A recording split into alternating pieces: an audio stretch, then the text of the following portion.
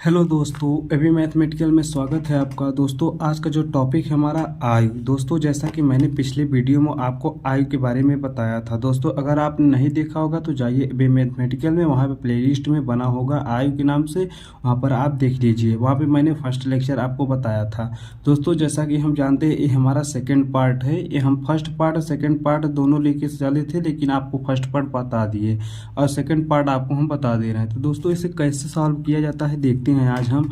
कि इसे आयु के बारे में मैंने बताया था कि आयु अगर बाद वाला होता है तो बाद में जोड़ा जाता है, अगर पहले बोला जाता है तो पहले में घटाया जाता है। तो कैसे इसे सॉल्व करेंगे देखिए, हम करेंगे कैसे देखिए। कह रहा है क्वेश्चन में, कह रहा है हम क्वेश्चन पढ़ेंगे। क्वेश्चन पढ़ने के बाद जो भी इसमें से आंसर आएगा वही हमारा आंसर होगा। देखिए दोस्तों, एक क्वेश्चन हमारा कई लेवल में पूछा जाता है। आपको एसएससी वनडे एग्जाम में, कोई भी एग्जाम आप दे रहे हैं, नेवी पोस्ट गार्ड में, तो आपको ये सब क्वेश्चन पूछा जाता है। वहाँ पे रेलवे ग्रुप डी में आप देखिए दोस्तों, इसमें क्वेश्चन कह क्या रहा है। विजय और नीरू के वर्तमान आयु का अनुपात 7:6 है तथा उसके आयु का गुणनफल इतना है। मतलब इनके जो अनुपात का ये अनुपात था, इनकी अनुपात के गुणनफल इतना है। तो 4 साल बाद नीरू को आयु पूछ रहा है, तो हमें 4 साल बाद नीरू को आयु बताना है। क्या होगा दोस्तों, जैसा कि हम जानते हैं विजय को बी से कर देते हैं, विजय को, और नीरू को एन से कर देते हैं डिनोट। तो दोस्तों हम कैसे करेंगे देखिए। अब विजय कर रहा है, विजय और नीरू का वर्तमान जो आयु का अनुपात है कितना है, 7:6 है। तो हमारा ये अनुपात हो गया, 7:6 है। तो अब इसे इसका करेंगे कैसे देखिए। प्रेजेंट में है, क्या है प्रेजेंट में, प्रेजेंट मतलब वर्तमान। अब देखिए दोस्तों, ये कह रहा है कि उसके आयु का गुणनफल इतना है। मतलब इनके जो आयु का गुणनफल है, इन्हीं जो अनुपात है, इन्हीं आयु का जो अनुपात इतना है, तो इन्हीं अनुपात का गुणनफल इतना है। मतलब मान लीजिए कि वो अनुपात का जो मैंने यक्स मान लिया, तो 7x अगुणित 6x का जो अनुपात कितना, गुणनफल कितना है 672। देखिए दोस्तों, कह रहा है कि उसके आयु का गुणनफल इतना है। तो दोस्तों इनका अनुपात इतना था, तो इन्हीं का जब मैंने मान लिया कि उनका जो आयु था, आयु को मैंने यक्स मान लिया। तो यक्स में हम मान लीजिए कि यक्स में इनमें गुणा करते 7x और 6x हो गया। तो इसमें हम इनका गुणनफल मतलब गुणा, इन दोनों का गुणा करेंगे तो 672 आ जाएगा। तो देखिए इसी में यही क्वेश्चन कर रहा है कि उसके आयु का गुणनफल इतना है। तब करेंगे 7×42x²। तो एक्स में एक्स का गुणा करेंगे, x² हो जाएगा, 672 हो जाएगा। अब करेंगे कैसे, x² हमें निकालना है। तो सबसे पहले x² बराबर, अभी 672 हुआ, ये हमारा गुणा में था, देखा जाएगा तो भाग हो जाएगा, तो 42 हो गया। अब करेंगे कैसे, काट दीजिए। इसे काटेंगे तो कैसे, अब देखिए कि 42 से कम 42 इधर कर दे रहे हैं। अब 42 से कम 42, अब बचे कितना, उधर 8 बचे, 8 50 हुआ। इसका मतलब 17 और 17 8 कितना हुआ, 17 3 और 5 25 हुआ। तो 325, 252 हो गया।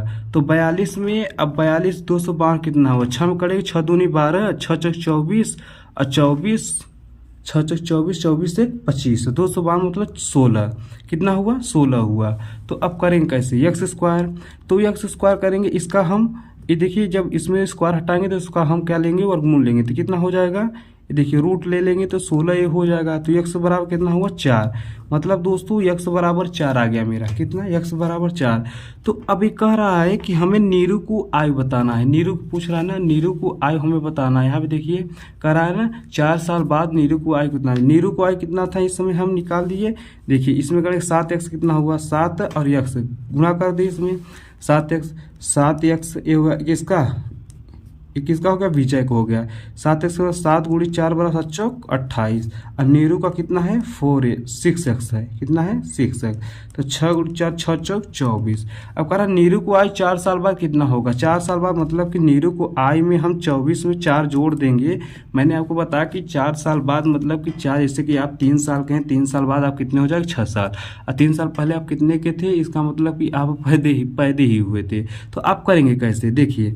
तो 24 और 4 में गुणा कर देंगे, प्लस जोड़ देंगे तो 28 हो जाएगा। इसका मतलब दोस्तों क्या हुआ, जो नीरू को आयु था हमारा, ये 28 वर्ष हो जाएगा। 4 साल बाद 28 वर्ष हो जाएगा। यही हमारा दोस्तों आंसर होगा। इसमें देखिए कि आंसर इसमें हमारा ऑप्शन कौन सा सही है, डी।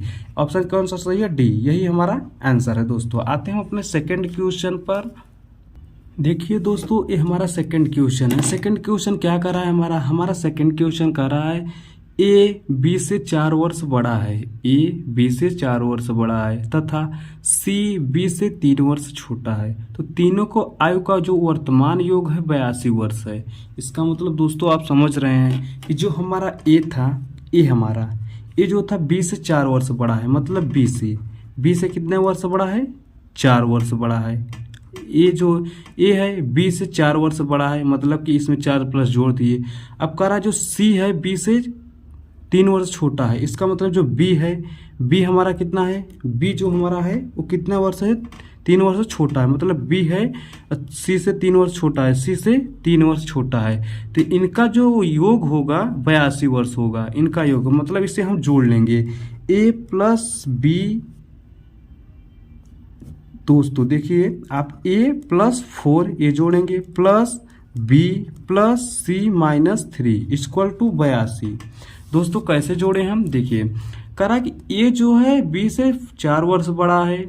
अब इसी में हम कह दें कि जो बी है सी से 3 वर्ष छोटा है, मतलब जो सी है 3 वर्ष छोटा है बी से।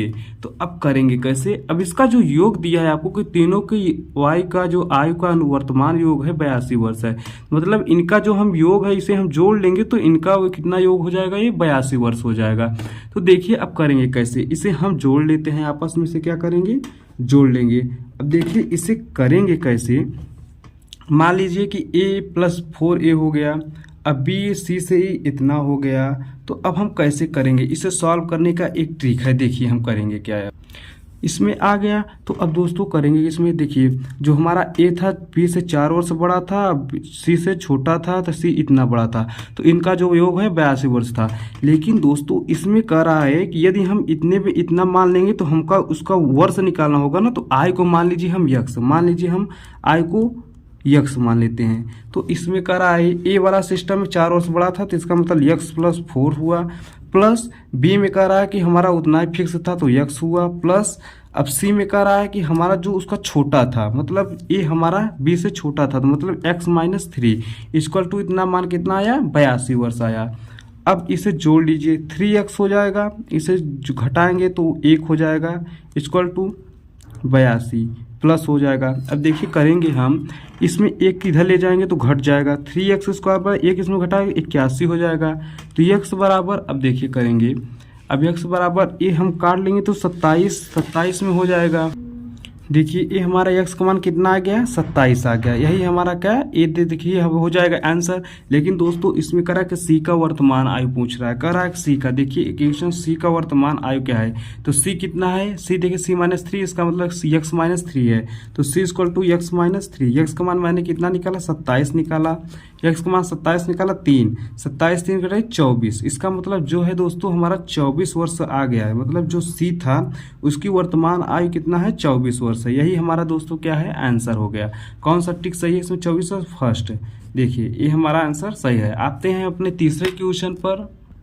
देखिए दोस्तों हमारा तीसरा क्वेश्चन जो कह रहा है ना, ये तीसरा क्वेश्चन थोड़ा हट के है। इसमें हम जो करेंगे इसे कैसे निकालेंगे हम, देखिए हमारा फर्स्ट क्वेश्चन सेकंड क्वेश्चन थोड़ा अलग ही था, तो इसका माहौल देखिए सेकंड जो थर्ड क्वेश्चन है ये अलग है।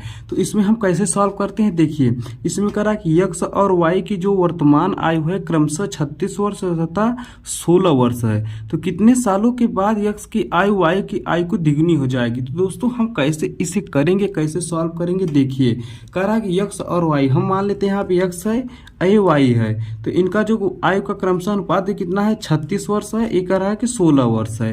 तो अब करेंगे कैसे, देखिए ये हमारा इसमें कितने का वर्तमान आयु है, मतलब कि प्रेजेंट में कर रहा है, क्या कर रहा है, प्रेजेंट में कर रहा है। तो अब हम करेंगे कैसे, इसे निकालें कितने सालों बाद, कर रहा है कितने सालों बाद कि यक्स की आयु वाई की आयु को दुगनी हो जाएगी। इसका मतलब कि जो हमारा यक्स था, इसका मतलब कितने सालों बाद, मतलब मान लीजिए जो हमारा यक्स था और वाई था, कह रहा कि यक्स की आयु वाई की आयु को दुगनी हो जाएगी, मतलब कि ये 2 हो जाएगा और ये 1 हो जाएगा। दोस्तों समझ रहे हैं आप, इसमें कह रहा है कि यक्स की आयु वाई की आयु को दुगनी हो जाएगी, जो यक्स की आयु था वाई की आयु को दुगनी हो जाएगी। इसका मतलब कि 2 अनुपाते 1 हो जाएगी, जो यक्स का 2 हो जाएगा वाई का 1 हो जाएगा। तो अब करेंगे, अब कितने सालों बाद, मतलब हम मान लीजिए कि अब यहाँ पे हम कुछ न कुछ तो करेंगे, तो इसमें n सालों बाद कर देते कि n सालों बाद हम इतने करेंगे कैसे, देखिए n सालों बाद मतलब n वर्ष बाद।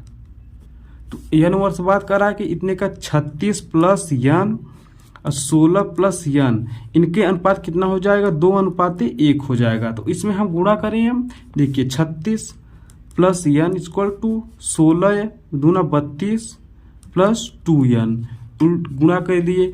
अब 2n है, अब देखिए 36 ये 32 इधर गया 32 हो जाएगा, माइनस 32 इक्वल टू ये 2n है, ये एक प्लस n है इधर आएगा तो माइनस n हो जाएगा।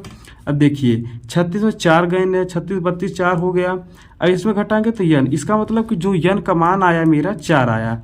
इसका मतलब कि 4 वर्ष बाद हमारा जो ये अनुपात हो जाएगी, x के अनुपात इतना हो जाएगी, 2:1 के अनुपात में हो जाएगी। ये दोस्तों यही हमारा आंसर है। दोस्तों आप ये सॉल्व करिए, आप एक क्वेश्चन कई बार पूछा जाता है। क्वेश्चन आपके देखिए इसमें से ऑप्शन कौन सा सही है, डी 4 वर्ष बाद हो जाएगा। तो दोस्तों अब ये आप सॉल्व करिए, आगे बढ़िए इसमें करिए कि और ही क्वेश्चन कैसे कैसे सॉल्व किया जाता है। इसका पार्ट हम 3 लाएंगे, उसमें आपको और भी अच्छे अच्छे क्वेश्चन बताएंगे। अब बस दोस्तों इसी पर हम समाप्त करते हैं।